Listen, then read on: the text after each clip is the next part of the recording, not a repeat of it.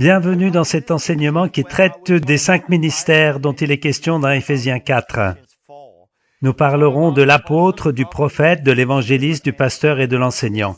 Mais cet enseignement est différent de ceux que vous avez l'habitude d'entendre à ce sujet.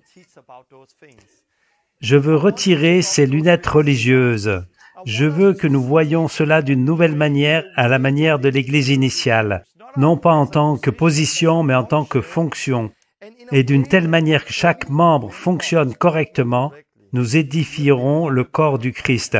Et je crois que nous allons gagner non seulement des maisons, des foyers, mais des villes entières pour Dieu. Alors regardez cet enseignement, je suis très enthousiasmé. C'est important pour la vérité, c'est important pour votre communauté, pour être efficace, pour édifier le corps du Christ.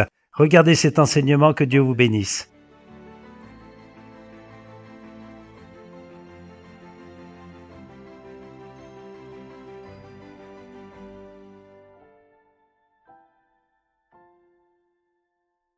Bienvenue à la 27e leçon de la Pioneer School. Je suis très heureux d'être parmi vous aujourd'hui pour vous parler du quintuple ministère. Les 2 dernières leçons, j'ai parlé de l'Église. J'ai parlé de l'Église comme d'une famille dans la leçon 25. J'ai dit qu'il y a des familles sans enfants, de la même façon qu'il y a des églises, des communautés sans enfants. Et ces gens ont besoin de l'aide pour avoir des enfants. Nous voulons voir les gens naître de nouveau. Une communauté, c'est comme une famille. On veut qu'ils aient des enfants et que ces enfants grandissent. Il y a aussi des familles avec des bébés. Les bébés, ce sont des personnes qui sont tout juste nées de nouveau, qui sont encore comme des nourrissons. Et les besoins des bébés sont différents de ceux des jeunes gens et de ceux des pères. J'ai donc parlé de ces choses. Église sans enfants, église avec des bébés, église avec des enfants et grands-parents avec des enfants qui ont quitté la maison. Et j'ai parlé des niveaux spirituels, bébés, jeunes gens et pères. Ce sont des choses dont j'ai parlé les 2 dernières leçons. Cet enseignement a vraiment pour but d'aider à enlever ces lunettes. Toute l'idée avec la Pioneer School et ces 27 leçons que j'ai faites, c'est d'aider à retirer ces lunettes religieuses pour que l'on puisse voir ce que Dieu veut. Qu'est-ce que Dieu veut pour nous concernant le discipulat, concernant la compréhension de l'Évangile et concernant l'Église? Et certaines personnes ont un modèle à propos de l'Église. C'est ainsi qu'on fait l'Église. Étape 1, étape 2, étape 3, étape 4. Si vous faites ça, alors vous avez une Église. Mais je crois vraiment qu'il n'est pas question d'un modèle. Il est question de l'ADN et de comment sont les personnes. Parce que j'ai été dans des groupes de maisons qui avaient un modèle particulier. Ils se réunissaient, ils faisaient ça, ça, ça et ça, et c'était pas vraiment bon. Et j'ai été dans d'autres groupes de maisons, ils faisaient ça, ça, ça, ça, et c'était vraiment bon. Parce qu'on ne peut donner que ce que l'on a déjà. À certains endroits, ils ont besoin de la vie. Ils ont besoin de comprendre certaines choses que j'ai essayé d'enseigner ici. Donc aujourd'hui, je vais continuer à essayer d'aider à enlever les lunettes. Essayer de donner une vue d'ensemble et de vous donner quelques idées pour voir les gens à travers les bonnes lunettes, pour pouvoir être efficace afin de faire des disciples.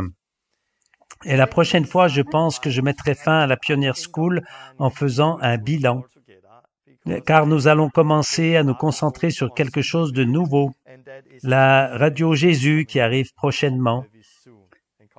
Alors j'espère que vous êtes prêts pour cet enseignement. Je veux juste prier très brièvement et puis nous continuerons. Dieu, merci pour ce que tu fais, merci pour les témoignages incroyables dans le monde entier. Je te prie que cet enseignement aide les gens à comprendre qui tu es et ce à quoi tu nous as appelés. Je prie que cet enseignement aide à retirer les lunettes religieuses pour que les gens puissent te voir, te connaître, marcher avec toi et être efficaces pour faire des disciples. Viens avec ton Saint-Esprit et aide-moi à partager cette parole au nom de Jésus. Amen. J'aimerais parler un peu des 5 ministères dont il est question dans Éphésiens 4. Vous vous dites peut-être que vous avez déjà entendu beaucoup de choses à ce sujet, mais je suis persuadé que ce que je vais partager ici, vous ne l'avez jamais entendu auparavant, du moins pas comme ça. Et ce sont de très grandes révélations pour moi, des choses que je ne sais que depuis peu de temps. Nous avons commencé à mettre cela en place avec des personnes avec lesquelles nous travaillons. Et les fruits sont incroyables. Et j'ai récemment publié une vidéo de la formation Luc 10 que nous avons ici au Danemark, et où nous avons expérimenté les 5 ministères, envoyé des gens et créé des communautés. Et le fruit que je vois est magnifique. C'est comme si les choses dont Dieu me parlait il y a très longtemps, ces choses se produisent aujourd'hui sous mes yeux. Et nous commençons à voir quelque chose de nouveau, de beau. J'aimerais commencer par des prophéties que j'ai reçues il y a plusieurs années, qui me concernent moi, mais aussi vous, qui suivez la Pioneer School et le reste. Le 18 novembre 1999, c'est-à-dire il y a 19 ans, le 18 novembre 1999, j'ai reçu une prophétie. La prophétie était que je sortirais du corps, mais pour y revenir, et que beaucoup d'évangélistes étaient indépendants, mais que je devais marcher avec une équipe apostolique, et que je devais me souvenir de la relation de Philippe avec les apôtres.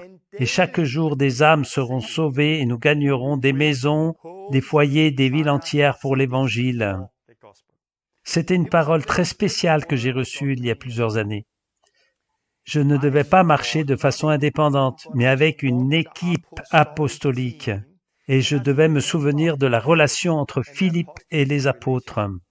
Que voyons-nous dans la Bible, dans le livre des Actes? Nous voyons une relation entre les différents ministères, les différents appels. Et on voit qu'une fois, Philippe est venu en Samarie. En tant qu'évangéliste, il prêchait l'Évangile, guérissait les malades, chassait les démons. Les gens écoutaient à cause des miracles qu'ils voyaient et parce que les démons sortaient avec de grands cris. Ils ont reçu la parole, ils ont été baptisés dans l'eau. Mais Philippe n'est pas allé jusqu'au bout parce qu'il avait besoin d'aide. Il avait besoin d'aide pour qu'il se fasse baptiser dans le Saint-Esprit, pour recevoir le Saint-Esprit. Donc ce qui s'est passé, c'est que les disciples ou les apôtres à Jérusalem ont entendu dire que la Samarie avait reçu la parole et ils ont envoyé des gens là-bas. Donc ils ont envoyé des gens pour aider Philippe. Et quand ils ont pris la relève pour terminer la mise en place des fondations, Philippe était donc libre pour pouvoir passer à autre chose. Et donc, il est allé voir l'eunuque qui lui était prêt à recevoir. Et l'eunuque est né de nouveau. On lit ça dans Acte 8. Ce qui est intéressant, c'est que si les apôtres n'étaient pas venus aider Philippe, Philippe aurait été coincé. Il n'aurait pas pu aller vers l'eunuque. Il aurait essayé de poser un fondement et peut-être qu'avec le temps, il aurait été frustré. Pourquoi? Parce que ce n'était pas ce que Dieu attendait de lui. Et il n'était peut-être pas aussi bon que les autres apôtres pour faire cela. Et vous voyez dans les actes que Paul a emmené différentes personnes avec lui, différents ministères, pour aider à bâtir l'Église. Donc, j'ai reçu cette parole et j'étais très encouragé, très enthousiaste. Je veux voir les ministères travailler ensemble. Pourquoi? Parce que nous verrons chaque jour des gens être sauvés et nous gagnerons des maisons, des villes entières pour Dieu. Qui veut faire ça? Tout le monde. Allons, nous voulons tous voir des maisons, des foyers, des villes sauvées. J'étais donc très impatient, mais à cette époque, j'avais toujours mes lunettes. Et je pensais, moi, évangéliste, église, pasteur, berger, évangéliste, comment ça se combine tout ça? Et ça m'a pris des années pour enlever ces lunettes, pour commencer à comprendre ce que Dieu voulait dire quand il me parlait des équipes apostoliques, et des maisons, et des foyers, et des villes entières sauvées. Et c'est que maintenant que je peux vraiment voir ce que Dieu voulait dire. Plus tard, j'ai eu une autre prophétie. Alors c'était le 9 septembre 2006 que je libérerai un ADN. Je libérerai un ADN dans une nouvelle génération et que l'ADN passera de génération en génération et que nous élèverions des gens de rien du tout à des géants spirituels. Et c'est un peu ce que nous voyons aujourd'hui par l'intermédiaire de la Pioneer School. Nous avons été en mesure de déposer un ADN, ces gens sans lunettes, dans une nouvelle génération et nous voyons des gens partis de rien, inconnus, devenir des géants spirituels. Et la prophétie continue, et ils gagneront des maisons, des foyers, des villes pour Dieu. Alors j'ai compris que ce n'était pas un super évangéliste qui allait gagner des foyers et des villes pour Dieu, mais ce sont tous ces gens qui ont cet ADN.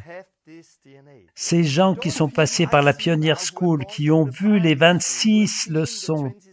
Ils se sont laissés transformer par cet enseignement et ils commencent à gagner des foyers pour Dieu. Et en gagnant beaucoup de foyers, à la fin, nous gagnerons des villes entières. Donc, je suis vraiment enthousiaste, car cet enseignement sur les 5 ministères, l'enseignement sur l'Église en tant que famille, l'enseignement sur les niveaux spirituels dans l'Église et l'enseignement que je ferai la prochaine fois, je crois que le fruit de tous ces enseignements sera que nous verrons des maisons venir à Dieu, nous trouverons une personne de paix, nous entrerons dans cette maison et nous verrons des maisons venir à Dieu. Et puis avec les équipes apostoliques dont je vais parler, nous les formerons jusqu'à maturité. Et ils continueront et gagneront d'autres maisons, puis d'autres, puis encore, puis d'autres.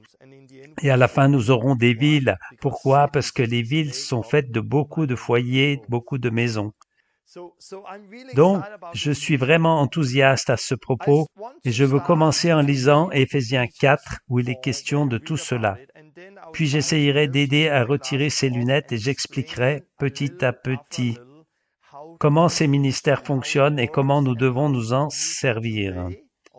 Comment nous devons nous en servir pour former des gens et pour faire des communautés. Éphésiens 4, 11. On va mettre le texte pour pouvoir lire en même temps.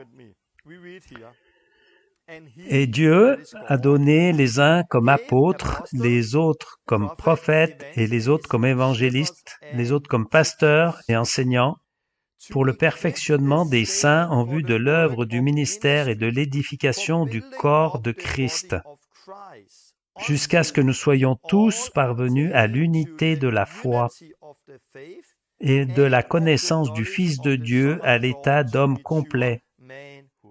On va s'arrêter là. Dieu a donné des dons. Il a fait des dons, des ministères. Il parle d'apôtres, de prophètes, d'évangélistes, de pasteurs, d'enseignants, pour édifier, pour construire, pour équiper les saints, les disciples pour le ministère. La raison pour laquelle Dieu a donné ces dons est d'équiper les disciples pour le ministère, pour que nous grandissions tous pour arriver à la maturité de adultes. Puis il continue en disant que nous ne sommes plus comme des enfants ballottés ici et là. On n'est plus ballottés par le vent de toutes sortes de nouveaux enseignements. Mais nous édifions les gens, des bébés, jeunes gens, des pères dans la foi. Comment ces gens se sont-ils édifiés?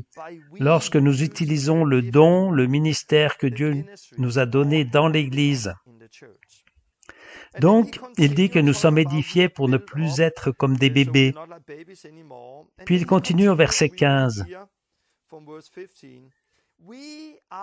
Nous croissions à tous égards, pas seulement en une chose, mais en toutes choses, en celui qui est le chef, la tête, Christ. C'est de lui que le corps tout entier, bien coordonné et solidement uni, grâce aux articulations dont il est muni, tire sa croissance en fonction de l'activité qui convient à chacune de ses parties et s'édifie lui-même dans l'amour. Et je sais qu'il y a beaucoup de textes ici, je vais expliquer. Nous devons grandir en lui.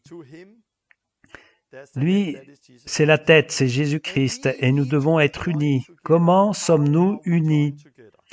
Par toutes les articulations dont il est pourvu. Ainsi, lorsque chaque partie fonctionne comme elle le doit, le corps entier est fonctionnel. Même si mes doigts ne fonctionnent pas, si mon pouce ne fonctionne pas, j'ai d'autres doigts qui fonctionnent. Mais il serait difficile de boire cette tasse sans mon pouce. Si j'avais que 3 doigts, ce serait encore plus difficile. Et avec 2, je ne pourrais même pas boire ce verre, même si je le voulais. J'ai besoin que mon corps, tous les membres fonctionnent ensemble pour être efficaces. Avant de continuer, je veux juste donner une image d'ensemble des 5 ministères. Et ensuite, j'expliquerai.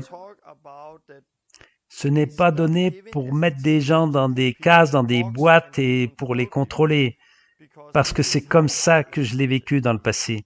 Mais d'abord, quand on parle des 5 ministères dont il est question ici, un bon moyen de mémorisation, c'est la main. Nous avons l'apôtre, c'est comme le pouce. Et l'apôtre signifie envoyer. L'apôtre est quelqu'un qui est souvent envoyé en mission.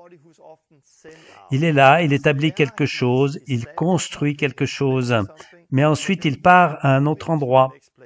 C'est comme un pouce qui fait du stop pour la prochaine destination. Mon travail est terminé ici, j'avance et j'attends que le Saint-Esprit m'emmène à un endroit plus loin.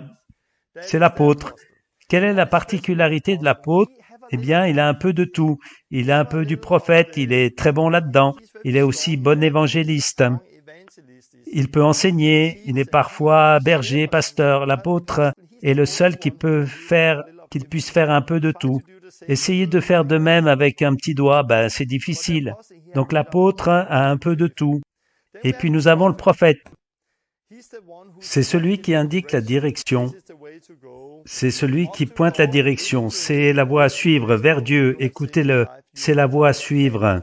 Tu as péché dans ta vie, tu dois te repentir. Et avec l'apôtre, ils font une arme afin de pouvoir tirer.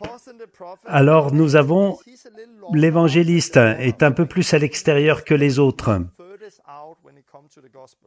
Il est souvent celui qui a les témoignages les plus étonnants sur ce qui se passe dans le monde. Il voit les gens qui sont guéris, libérés, plus fréquemment que les autres. L'évangéliste sort dehors. Et ensuite, nous avons le berger, le pasteur. C'est lui qui a une bague. C'est lui qui est marié à l'épouse. Tout est question d'amour. Oh, nous devons nous aimer les uns les autres et nous unir. C'est important pour la communauté. C'est important pour chacun de nous. Et puis nous avons le petit doigt. C'est lui qui retire les choses des oreilles, afin que les gens puissent entendre la parole de Dieu qui est au centre. Et c'est une image du quintuple ministère, des 5 ministères. Maintenant, je veux vous parler de la vision erronée que j'avais et de la façon dont nous mettons généralement en pratique ces choses. Ce qui s'est passé, c'est qu'on m'a dit, « Torben, tu es un évangéliste. Tu es un évangéliste. » D'accord, je suis un évangéliste. Oui, parce que tu aimes parler de Dieu. Oui, c'est vrai. Alors va dehors dans la rue, va dans la rue. En tant qu'évangéliste, j'ai donc été envoyé dans la rue pour évangéliser, afin que l'Église n'ait pas besoin d'évangéliser. Et si vous parlez d'évangélisation à cette Église, il disait, « Oui, nous évangélisons. Nous avons Torben, il est notre évangéliste, il va vers les gens. Donc je n'ai pas besoin de parler de Jésus, car Torben le fait. »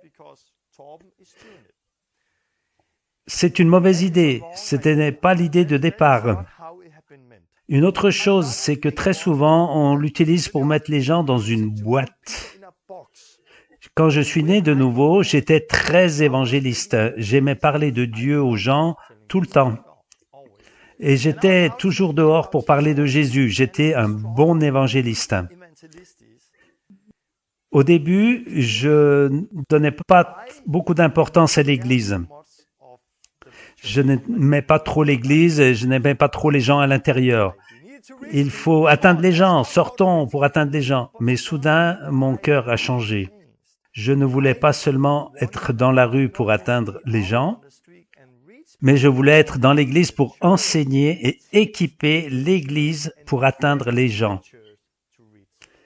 Et c'est ça que je lis. C'est le plus près de la vérité, car c'est ce que je lis dans la Bible.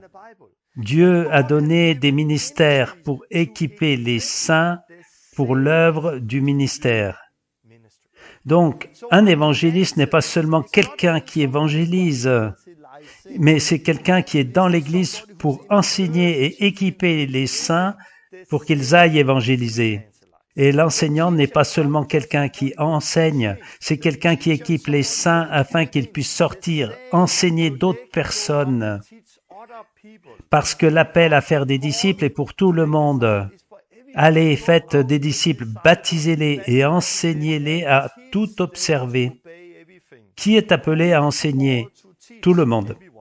Tout le monde n'a pas un appel d'enseignant. Mais chacun est appelé à enseigner comme chacun est appelé à évangéliser.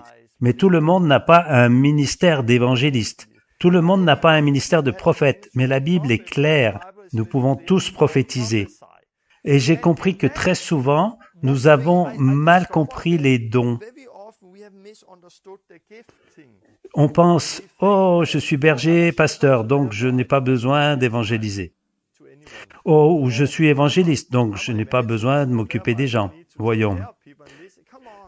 Aidons les gens selon le besoin. L'enseignement n'avait pas pour but de mettre des gens dans des boîtes, parce qu'on grandit dans ça. Peut-être que quelque chose à un moment, et en grandissant, on travaille dans les différents ministères. Nous lisons dans la Bible que Paul dit à Timothée, et Paul avait différents titres. On l'appelait berger, apôtre ou évangéliste. Timothée aussi. Ils avaient des titres différents. Moi, j'étais plus évangéliste dans le passé. J'aimais évangéliser.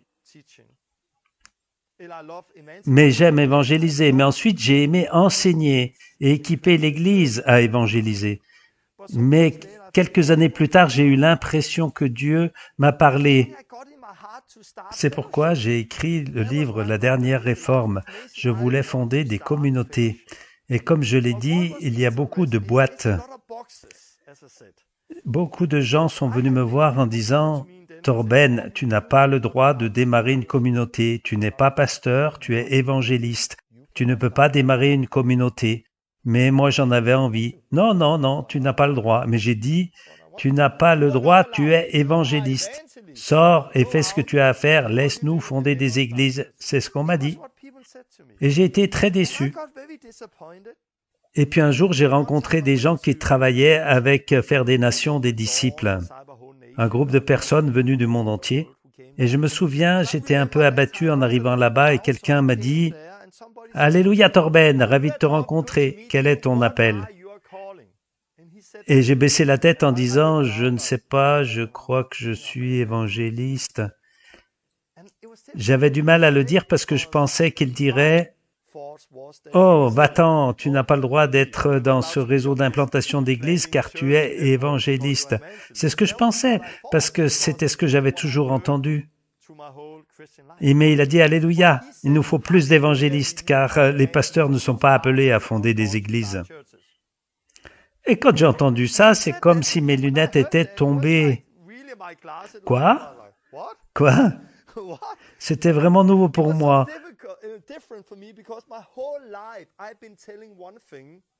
Parce que toute ma vie chrétienne, on m'a dit « Tu peux pas faire ça, ça, ça, ça. » Et soudain, je sors de la boîte et je rencontre quelqu'un qui dit le contraire. Donc, c'était un cheminement. J'ai commencé à grandir, à apprendre plus, à implanter des églises, etc. Et maintenant, j'ai une vision très différente de celle que j'avais quand je portais encore des lunettes. Et donc, je vais essayer de passer tout ça en revue et d'expliquer ma vision actuelle avec des lunettes différentes. Oui, j'espère, sans lunettes. Et puis, éclaircir tout ça. J'ai utilisé des couleurs. Pour l'apôtre, j'ai pris du orange. Voilà. Nous avons donc l'apôtre. Et ensuite, nous avons le prophète. Je l'ai mis en bleu.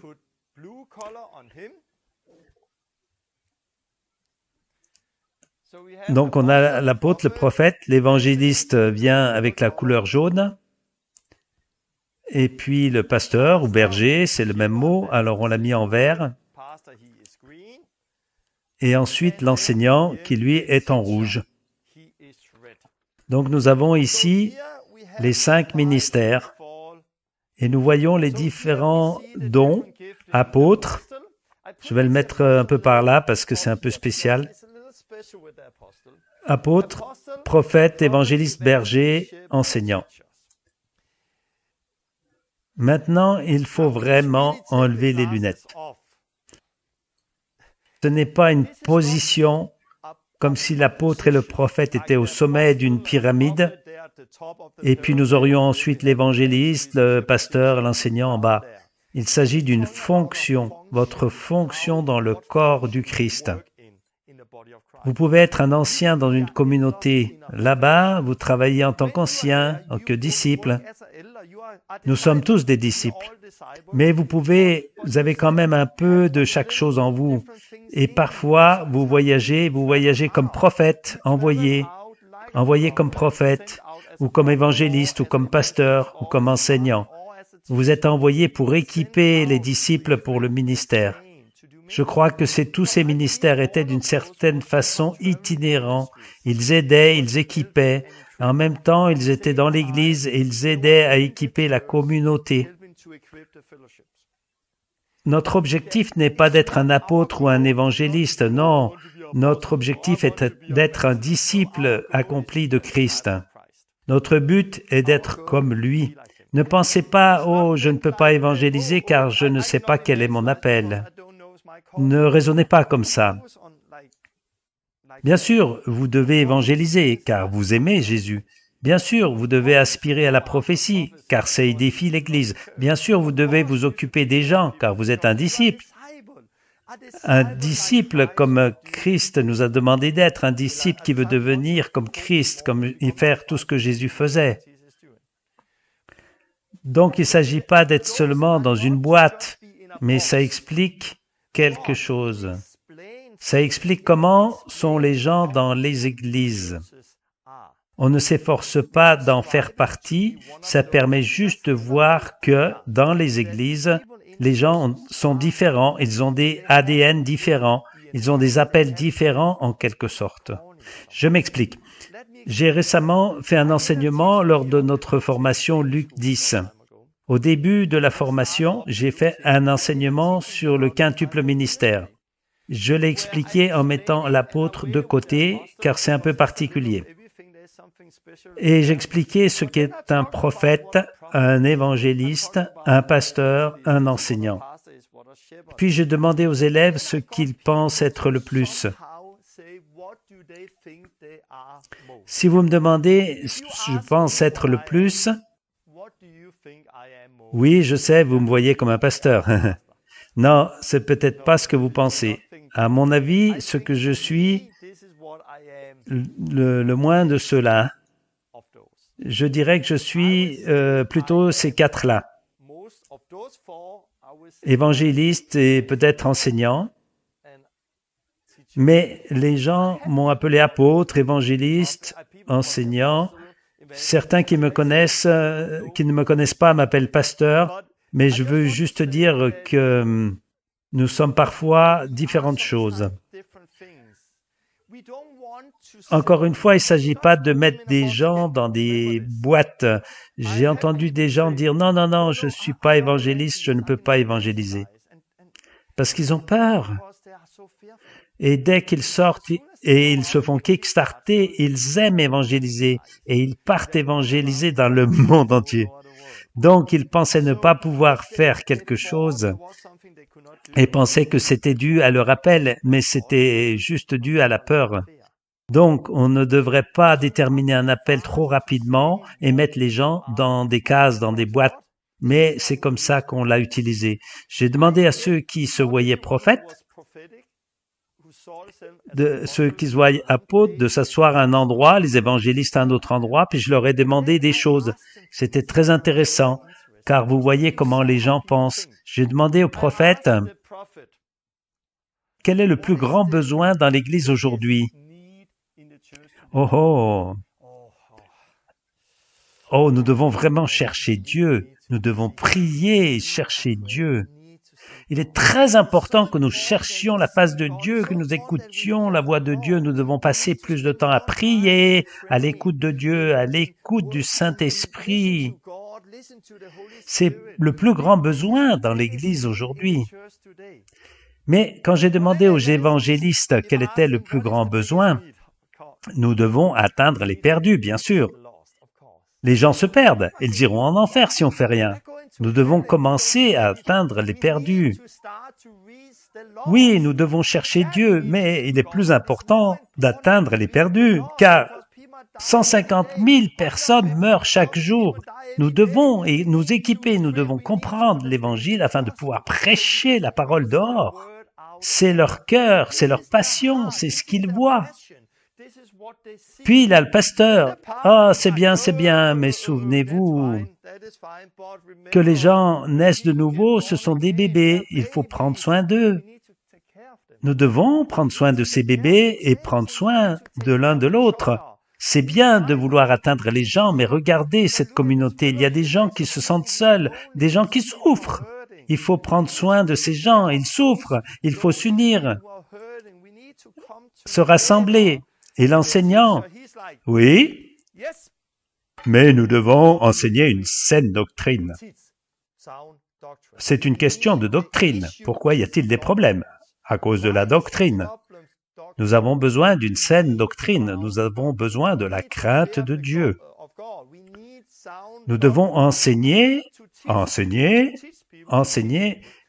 C'est très intéressant car en rassemblant les gens comme ça, on voit comment les gens pensent. Cela montre que nous devons tous évangéliser. Oui, parce que je crois qu'on ne devrait pas commencer en disant « je suis ça ou bien ça ». Je crois qu'on a tous besoin des bases, on a tous besoin d'apprendre à écouter Dieu, à prêcher l'Évangile, à être guidé par le Saint-Esprit, à enseigner et à faire des disciples. On a tous besoin d'une formation de base. Et c'est comme dans l'armée. Lorsque vous entrez dans l'armée, vous travaillez peut-être avec des hélicoptères ou peut-être avec des tanks. Peut-être vous êtes dans les premiers secours pour vous occuper des blessés, par exemple. Mais dans l'armée, les gens reçoivent une formation de base qui s'adresse à tous. Donc, ceux qui travaillent avec les chars savent aussi utiliser une arme à feu parce qu'ils ont reçu la formation de base. Mais une fois qu'ils ont appris les bases, ceux qui travaillent dans les chars d'assaut, ils sont autorisés à travailler avec les chars parce qu'ils peuvent aider. Ils peuvent aider ceux qui ne connaissent pas grand-chose. Ceux qui travaillent avec d'autres choses, on leur a permis d'être bons à ce qu'ils savaient faire. Et c'est intéressant, parce que quand j'ai fait asseoir les gens,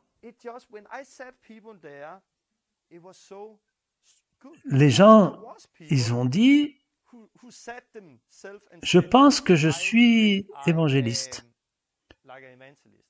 J'ai dit quoi?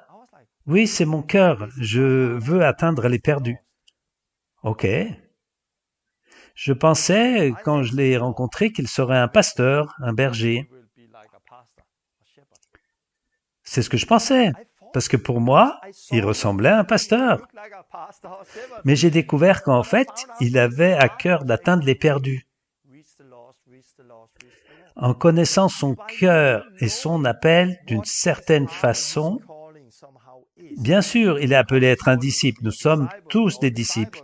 Mais il est plus ceci que le reste. Ça me facilite la tâche pour l'équiper. Par exemple, si je pars en mission avec lui et d'autres personnes, et qu'il y a une fille qui lutte vraiment avec des choses personnelles, et qu'elle a besoin de quelqu'un pour parler pendant 3 heures, qu'est-ce que je vais faire? je pourrais lui demander, tu peux lui parler à cette fille? Il répondrait peut-être oui, mais j'ai envie de sortir, je ne suis peut-être pas le meilleur pour faire ça, moi. Mais il le ferait quand même. Mais il faudrait mieux pour moi que je demande à l'autre personne, le berger, celui qui aime ça, peux-tu aller lui parler pendant les 3 prochaines heures et la conseiller? Peux-tu venir dans la rue avec moi et m'aider à la kickstarter? Peux-tu lui expliquer la doctrine du baptême, la doctrine de la nouvelle naissance? Peux-tu m'aider à faire tout cela? Et en déterminant où sont les gens, nous sommes plus efficaces. Imaginez si l'index voulait être le pouce ou l'oreille, le nez ou l'œil, ça marcherait pas. Nous avons besoin de comprendre dans quelle partie du corps nous travaillons pour être efficaces. Comprenez que nous tirons notre énergie des choses que nous aimons. Bien sûr, moi qui suis plus évangéliste, je peux m'asseoir et conseiller les gens. Je le fais, je peux m'asseoir, les écouter pendant 20 minutes. Ils peuvent peut-être avoir une demi-heure s'ils sont vraiment ok, je peux le faire plus longtemps, je peux m'asseoir, écouter les gens pendant 1 heure ou 2. Mais pour moi, c'est difficile, ça me demande beaucoup d'énergie. Et après ça, je suis vraiment épuisé parce que ça me prend mon énergie. Mais ceux qui ont cet ADN, ils viennent et après avoir parlé pendant 2 heures, ils disent « Oh, je me sens vivant. Pourquoi ? Oh, j'ai écouté leurs histoires pendant 3 heures et j'aime bien ce qu'ils me racontent. » Quoi ? Mais j'ai la même énergie quand je parle de Jésus aux gens, parce que je suis ce que je suis. Quand on commence à comprendre cela, alors les gens trouvent leur place dans le corps. C'est ce qu'on lit dans Éphésiens 4. Lorsque chaque partie fonctionne comme elle le doit, le corps entier grandit et se développe dans l'amour. Lorsque chaque partie fonctionne correctement, ça nous fait grandir. L'expérience que nous avons faite ici à l'école de Luc 10, et on aime ça, c'est qu'ensuite nous avons fait un groupe avec des gens qui on appelle prophétiques. Tous ensemble, les évangélistes étaient ensemble, les pasteurs étaient ensemble, les professeurs étaient ensemble. Dans chaque groupe, il y avait des bébés, des nourrissons qui sont nouveaux dans ce domaine, qui ont encore besoin de formation. Puis il y a les jeunes gens et les autres qui sont très forts dans ce domaine. Dans le groupe d'évangélisation, il y a des gens qui ont vraiment à cœur et qui veulent apprendre à évangéliser. Et nous avons des gens de très bons dans l'évangélisation, mais aussi très bons pour équiper les autres dans l'évangélisation. Et c'est plus facile pour eux d'équiper quelqu'un qui a ce cœur d'évangéliste que d'équiper ceux qui ne l'ont pas du tout. Parce que c'est une excuse, parce que les gens s'équipent mutuellement. Ceux-ci s'équipent, ceux-ci s'équipent, ceux-ci s'équipent. Puis ils se réunissent et nous nous équipons tout le monde, car nous voulons tous apprendre. Nous voulons tous apprendre, car nous voulons tous être comme Christ. Et j'espère que vous voyez l'image là-dedans. Oui, je suis plus évangéliste, mais je peux toujours en apprendre plus sur les autres dons et les autres ministères. Ce qui est intéressant, c'est que si vous observez les églises et les communautés aujourd'hui, dans chaque église, ce sont comme des couleurs. Si vous fréquentez quelqu'un qui est très prophétique, et quand vous êtes avec des gens prophétiques, à chaque fois qu'ils posent la main sur vous, vous avez leur peinture bleue sur vous. Et vous pouvez voir d'où viennent les gens. Oh, ils sont bleus sur tout le corps. Pourquoi ils sont tout bleus? Parce qu'ils fréquentent une église très prophétique. Et parfois un peu bizarre. Parce que le prophétique, c'est parfois de la danse avec des bannières, etc. Puis il y en a d'autres qui sont tout jaunes, parce qu'ils fréquentent les évangélistes. Et vous pouvez voir qu'ils sont jaunes. Essayez de peindre un tableau avec une seule couleur. Ce serait pas très beau, comme tableau. Si vous avez 2 couleurs, ce serait déjà un peu mieux. Si vous avez toutes les couleurs de l'arc-en-ciel, alors là, c'est quand même mieux. Alors ce serait très beau. Vous pouvez entrer dans les détails, vous pouvez voir Christ d'une nouvelle manière. Je peux, en observant, je connais une église au Danemark où le pasteur est un enseignant avec un grand E. Que fait cette église? Il ne gagne personne pour Dieu. Il ne gagne personne. Les gens ne sont pas sauvés. Dans cette église, qui est la dernière personne qui est née de nouveau, c'était il y a bien des années, ils ne savent même pas. Tout le monde devient comme le pasteur, ils ont tous de la peinture rouge sur tout le corps. Ils sont rouges, rouges, rouges, rouges, rouges. Il ne s'agit que d'enseignants et de doctrines. Ils ont 1, 2, 10, 100 conférences. Et ensuite, il y en a d'autres qui sont verts. Ah, c'est vraiment une église agréable, sympathique, parce que tout le monde s'aime. Mais ils n'ont aucune doctrine, aucun fondement. C'est juste sympa, confortable. Ils ne gagnent personne pour Christ. Il y a aussi des communautés où tout le monde est jaune. Les nouveau-nés partout qui meurent. Tu atteins une personne, puis tu sors, tu attends une personne, et puis tu sors, tu atteins une autre personne, et puis tu sors. Mais les bébés ne reçoivent jamais d'enseignement, ils ne grandissent jamais. Ils n'ont jamais de parents, car l'évangéliste fait juste des bébés à la chaîne.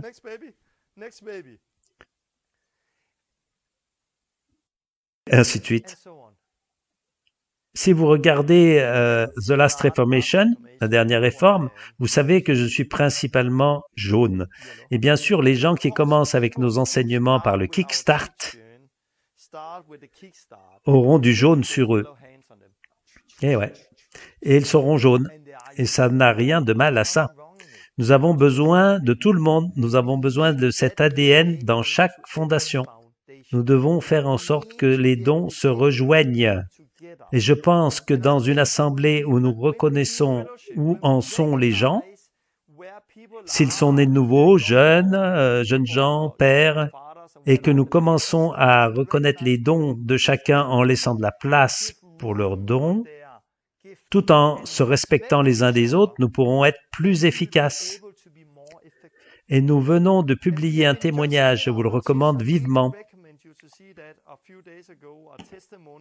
Nous étions en mission en Norvège pour un Kickstart. Et au lieu de tout simplement faire un séminaire et rentrer, nous avons envoyé des gens dans différentes maisons pour travailler avec des gens pendant une semaine et même plus à certains endroits. Et nous voulons bâtir ce que je vois à l'avenir. Ce que je vois à l'avenir, c'est que nous aurons des équipes apostoliques travaillant ensemble. Tout le monde est appelé à évangéliser et nous devons nous équiper mutuellement pour évangéliser au quotidien. Mais il y a des gens qui sont très bons pour trouver une personne de paix. Ils y arrivent presque à chaque fois. Ils savent s'y prendre. Ils peuvent sortir, trouver une personne de paix et ouvrir une maison.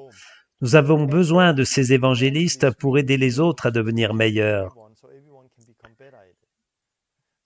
Mais nous devons nous concentrer sur ce qu'ils savent faire. Puis quand ils trouvent cette maison et que la maison recevra Jésus, alors comme les apôtres et Philippe, les évangélistes pourront aller de l'avant et trouver une nouvelle maison, car nous enverrons l'équipe apostolique et le professeur et le prophète viendra, puis l'évangéliste, etc. Et nous voyons comment cela se construit. En ce qui concerne l'apôtre, il est un peu différent. Il a un peu de tout, l'apôtre. C'est pourquoi aussi je suis plutôt un peu de tout, car j'ai un apostolat en moi, c'est dans mon ADN.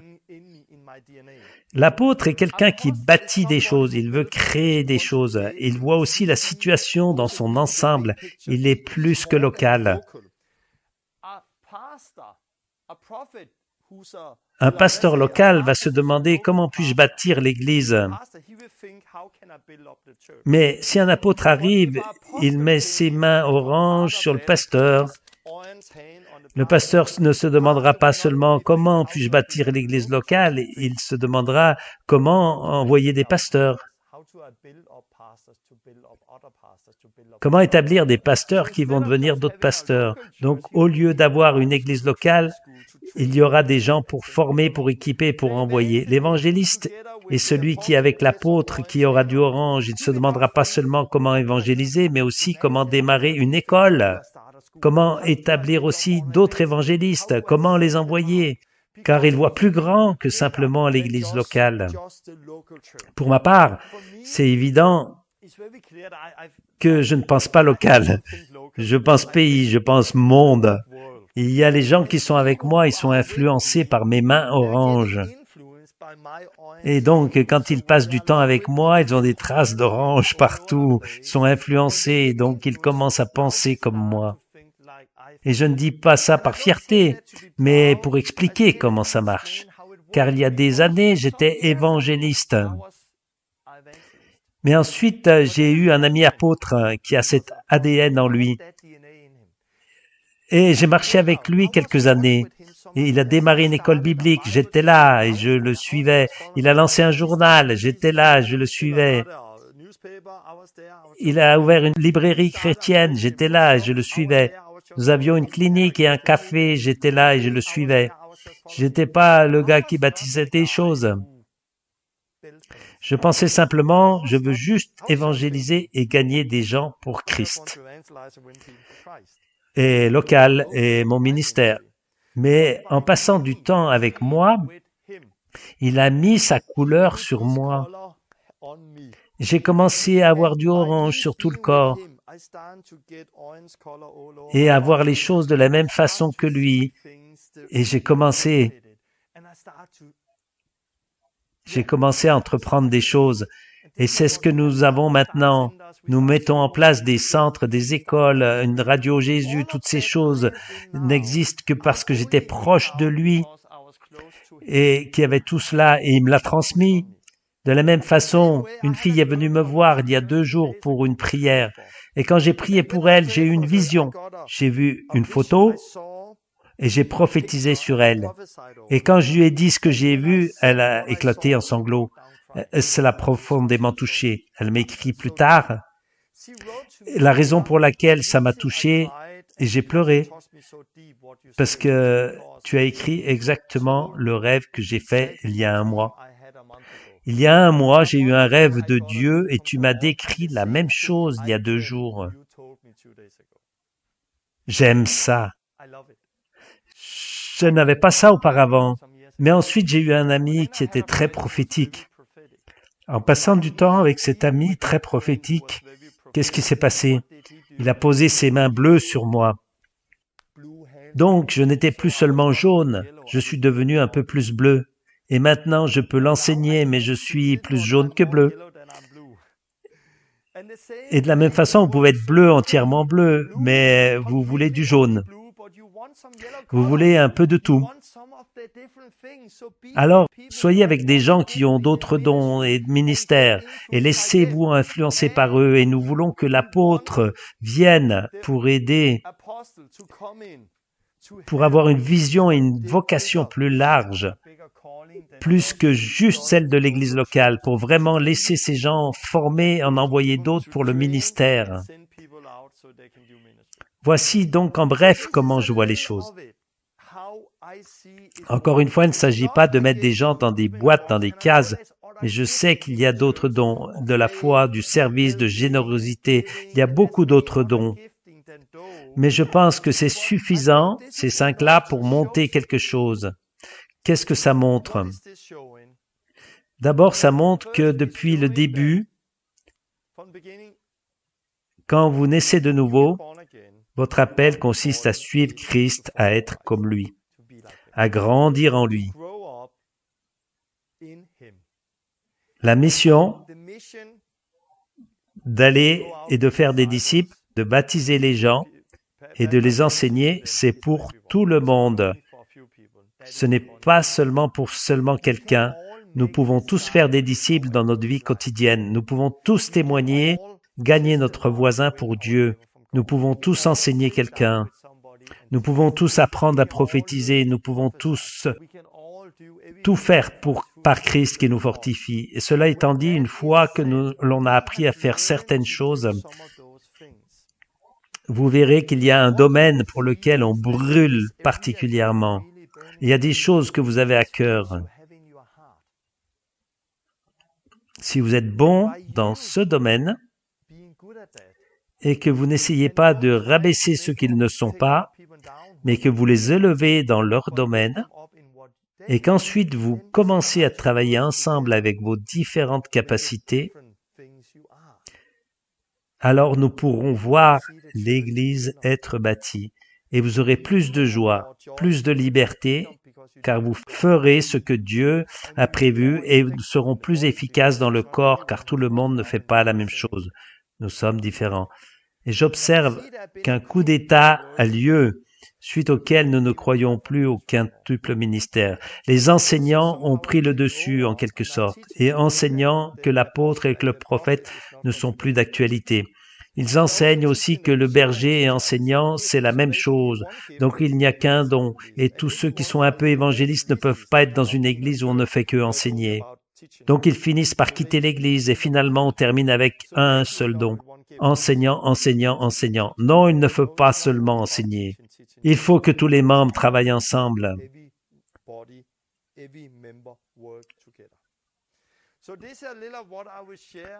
Donc, n'utilisez pas cet enseignement pour rentrer dans une boîte.